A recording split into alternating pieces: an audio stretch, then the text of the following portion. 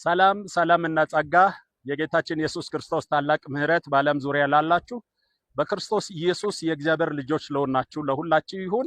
እኔ ወንድማችሁ አፖስትል በርናባስ ነኝ ከኢትዮጵያ።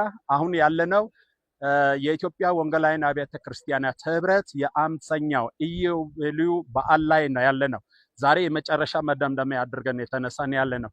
በእነዚህ 4 ቀናቶች ውስጥ በጣም ብዙ ነገር እግዚአብሔር ተናግሮናል፣ እግዚአብሔርም ብሎናል። እኔ አሁን አደራ ሊላችሁ የሚፈልገው እነዚህ 50 ዓመት ሙሉ ኢትዮጵያዊ ወንጌላውያን አብያተ ክርስቲያናት ይዞ የመጣ የወንጌል ጉዞን ያየ ነው።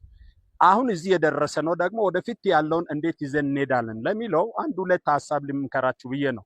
በውስጥ ያለውን ላካፍላችሁ ብዬ ነው። ወንጌል 7 ነገር ይጠይቃል። አንደኛ መሰጠትን ነው። ሁለተኛ መስጠትን ነው። ሶስተኛ ወንጌል የሚጠይቀው ሶስተኛ መረዳትን ነው። አራተኛ የሰዎችን ባህልና የሰዎችን ወግ ጠብቆ መግባትን ይጠይቃል። አምስተኛ ዋጋ ለመክፈል ዝግጁ መሆን ነው። ስድስተኛ ብድረትን ትኩር ብሎ ማየት ነው።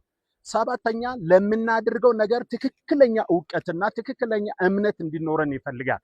ስለዚህ ወንጌል እነዚህን ስለሚጠይቅ ወንጌል የምታገለግሉ የጌታ ልጆች በዓለም ዙሪያ ያላችሁ በአካባቢ ላለው ለዓለም ሁሉ ወንጌል ልታደርሱ ልባችሁን እንድታዘጋጁ እንድትበረቱ አደራ ሊልና ሌላም ደግሞ ወንጌልን በተመለከተ በተለይ ሚሲዮሎጂ በሚለው ወንጌል አሰራር ላይ ይሄ ከበዓል ጋር እንዴት ተቀናጅታችሁ እንደምትሄዱ በሌላ ጊዜ በዚህ እንትን ላይ ትምህርቱን ልታገኙ ትችላላችሁ።